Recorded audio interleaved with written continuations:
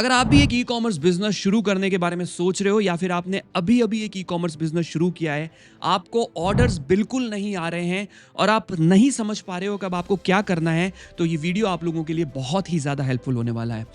देखिए, शुरू के 90 दिन यानी कि पहले 3 महीने हर सेलर के लिए बहुत ज़्यादा स्ट्रगल वाले होते हैं और जो इसे स्ट्रगल की तरह लेता है वो 90 दिन के बाद अपनी लिस्टिंग को डीएक्टिवेट करके अपने बिजनेस को बंद करके चला जाता है। लेकिन अगर आपने जो चीज़ मैं इस वीडियो में बताने वाला हूं वन बाय वन उसको फॉलो कर दिया तो पहले 3 महीने आपके लिए स्ट्रगल नहीं बल्कि एक जर्नी बन जाएंगे और मैं आपको श्योरिटी देता हूं कि आपको उस चीज़ों को फॉलो करने के बाद अपने आप चौथे महीने से रिजल्ट्स मिलने भी शुरू हो जाएंगे। देखिए, इस वीडियो को मैंने कुछ फेजेस में डिवाइड किया है क्योंकि हर बिजनेस में कुछ फेज होते हैं। पेपर और पेन लेकर बैठ जाओ।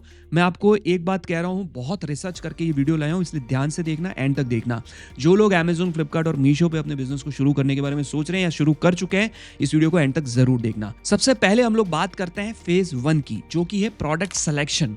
प्रोडक्ट सिलेक्शन में सबसे इंपॉर्टेंट चीज जो आपको करनी होती है वो ये करनी होती है कि आपको चेक करना होता है कि अभी कौन से प्रोडक्ट डिमांड में चल रहे हैं। अगर आपको चेक करना नहीं आता है तो मैं आपको 2 मेथड बताता हूं। सबसे पहला मेथड फ्री मेथड है। फ्री मेथड में ये होता है कि आपको Amazon की वेबसाइट पे आके यहां पर जो बेस्ट ट्रेंडिंग प्रोडक्ट्स है उसमें मूवर्स एंड शेकर्स वाला जो ऑप्शन है या मोस्ट गिफ्टेड फॉर वाला ऑप्शन है, इसको चेक करिए। और फ्लिपकार्ट और मीशो के ऊपर भी जाकर आप चेक करिए कि कौन से प्रोडक्ट्स अभी टॉप पर दिख रहे हैं। इससे आपको आइडिया हो जाएगा कि ये इस समय के ट्रेंडिंग प्रोडक्ट्स हैं। दूसरा, आपको ये देखना है कि आप किसी पेड टूल की मदद से भी जो है ये ले सकते हो। मार्केट में बहुत सारे पेड टूल है, AMZ स्काउट, जंगल स्काउट, हीलियम 10।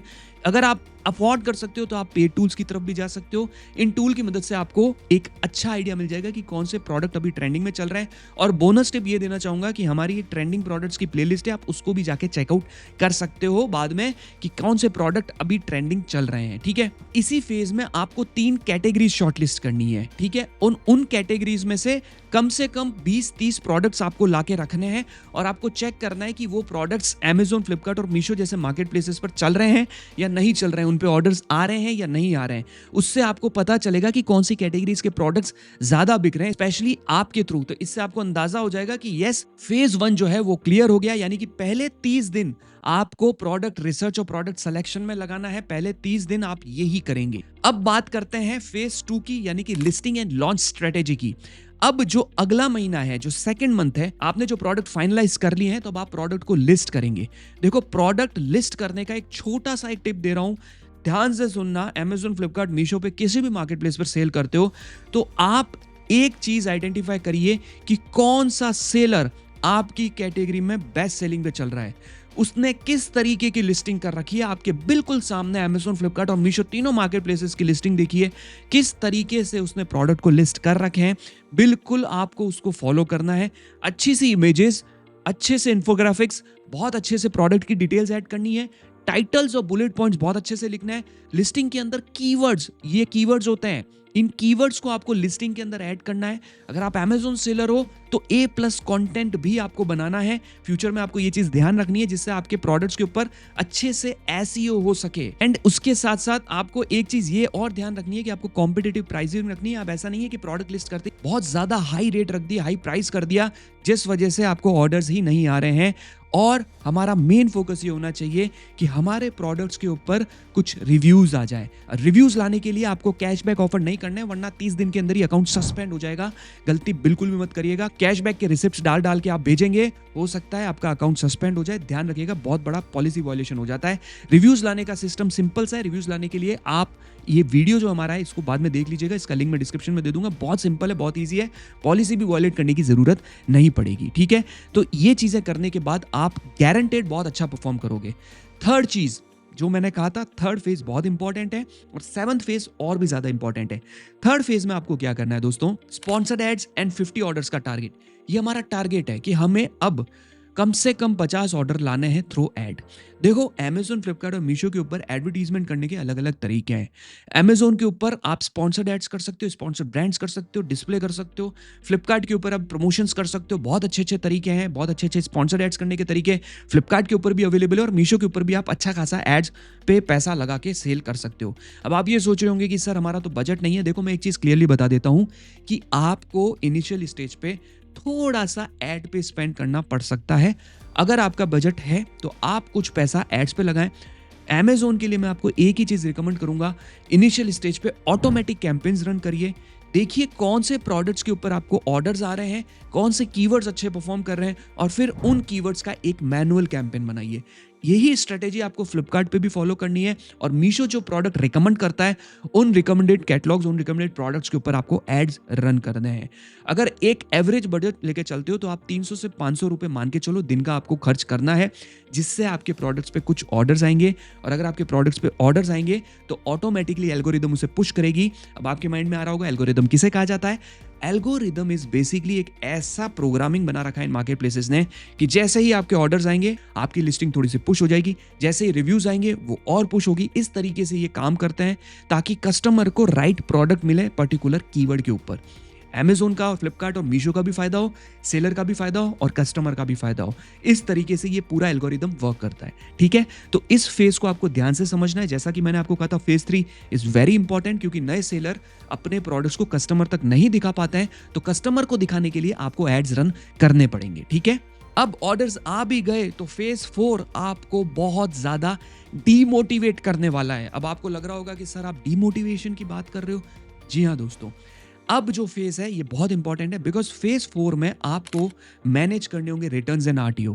मैं आपको बता देता हूं कि इंडस्ट्री, जो ई कॉमर्स इंडस्ट्री, उसमें 15 से 20% आप मान के चलिए आपके प्रोडक्ट रिटर्न आएंगे ही आएंगे। 10 में से 2 या 3 रिटर्न आएंगे ही आएंगे। कस्टमर रिटर्न, जो कस्टमर प्रोडक्ट ले ले उसे पसंद नहीं आया और वो उसे रिटर्न कर दे, और आरटीओ उसे कहा जाता है जो प्रोडक्ट कस्टमर तक डिलीवरी नहीं हुआ और वापस यूं का यूं वापस आपके पास आ गया।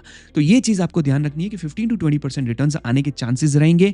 मेक श्योर अगर आप साइज रिलेटेड प्रोडक्ट सेल कर रहे हो तो आप साइज चार्ट डालो प्रॉपरली। आपकी फोटो गैलरी के अंदर साइज चार्ट होना चाहिए ताकि कस्टमर वहीं से अंदाजा लगा सके कि हाँ मुझे किस प्रोडक्ट, किस साइज का प्रोडक्ट मंगाना है, ताकि मुझे कस्टमर रिटर्न ना करना पड़े।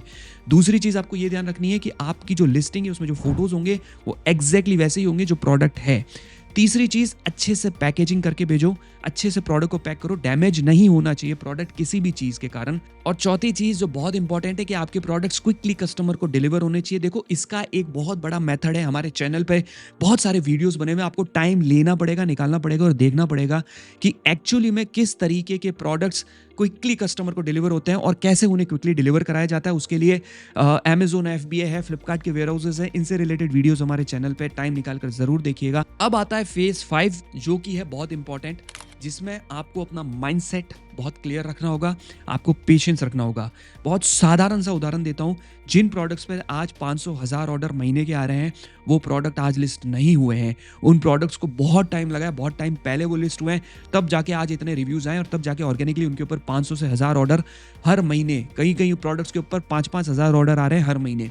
टाइम लगता है, 3 महीने के अंदर कोई मैजिक नहीं होने वाला है आपके साथ, टाइम लगेगा। लेकिन जिस दिन अगर आपने टाइम दे दिया, प्रोडक्ट पे अच्छे रिव्यूज लिया है, और आप खुद देखेंगे कि आज से कुछ ही महीनों बाद आपके प्रोडक्ट्स के ऊपर ऑर्गेनिक ऑर्डर्स आ रहे हैं बिना एड्स रन किए।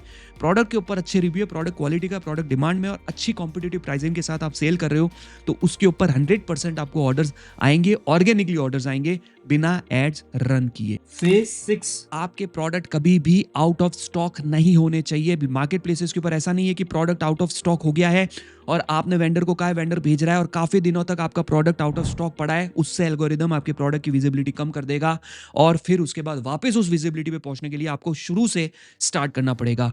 आप हमेशा ये चीज नोट करके रख लीजिए कि आपके प्रोडक्ट कभी भी आउट ऑफ स्टॉक नहीं होने चाहिए। आपके प्रोडक्ट हमेशा स्टॉक में रहने चाहिए। आपके प्रोडक्ट के ऊपर रोज के 10, 20, 30 ऑर्डर आ रहे हैं या 50 ऑर्डर आ रहे हैं और आपने 5 दिन 10 दिन के लिए अपने प्रोडक्ट को आउट ऑफ स्टॉक कर दिया, आपकी विजिबिलिटी गई, खत्म। दूसरी कैटेगरीज, दूसरे प्रोडक्ट्स, दूसरे कॉम्पिटिटर उस जगह आके बैठ जाएंगे और आपके प्रोडक्ट्स उस जगह पे नहीं दिखेंगे और आपकी सेल्स डाउन हो जाएगी। ये चीज आपको ध्यान रखनी है। And the most important phase 7 जो आपको ध्यान रखना है, जिसे कहता हूं मैं द हिडन किलर मिस्टेक, और ये है SOS। SOS का मतलब पता है क्या होता है? SOS का मतलब होता है शाइनी ऑब्जेक्ट सिंड्रोम। यानी कि आप एक ऐसे ई कॉमर्स सेलर बनने के बारे में सोच रहे हो जो सीजनल प्रोडक्ट सेल करेगा। 2-3 महीने ये प्रोडक्ट सेल कर देता हूं, 2-3 महीने वो प्रोडक्ट सेल कर देता हूं, होली आ रही है तो पिचकारी सेल कर देता हूं, दिवाली आ रही है तो दिए सेल कर लेता हूं। नहीं, ऐसा सेलर बनोगे तो हमेशा एक लिमिट में अटके रहोगे।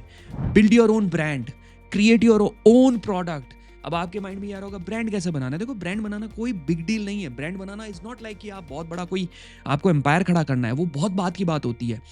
आप अपना ट्रेडमार्क के लिए अप्लाई करिए, चेकआउट करिए कौन से प्रोडक्ट अच्छा परफॉर्म कर रहे हैं। उस कैटेगरी में अगर आपको लगता है कि आप और प्रोडक्ट इंट्रोड्यूस करके अपना एक कैटलॉग क्रिएट कर सकते हो, अपनी वेबसाइट बना सकते हो, सोशल मीडिया पेजेस बना सकते हो, build your own brand and then see the magic. आपके ब्रांड से प्रोडक्ट बिकेंगे। और आपको ये चीज़ ध्यान रखनी है कि आपको अलग अलग प्रोडक्ट पे नहीं जाना है। आप ऐसे प्रोडक्ट लाएं जिन पे आज रिव्यूज आएंगे, तो वो रिव्यू बढ़ते बढ़ते बढ़ते बढ़ते आज से 6 महीने बाद, 12 महीने बाद, साल 2 साल बाद आपको ऑर्गेनिकली महीने के हजारों ऑर्डर्स दे रहे हो। तो ये 7 फेज आपको ध्यान रखने हैं। आई एम श्योर आप इसको फॉलो करोगे। अगर आप ई कॉमर्स बिजनेस सीखना चाहते हो फ्री में, तो ये प्लेलिस्ट में आपको दे रहा हूँ, इसको देखो, इससे सीखो और अपने ई कॉमर्स बिजनेस को आगे बढ़ाओ। Thank you so much. अब मिलते हैं अगले वीडियो में, तब तक के लिए टेक केयर।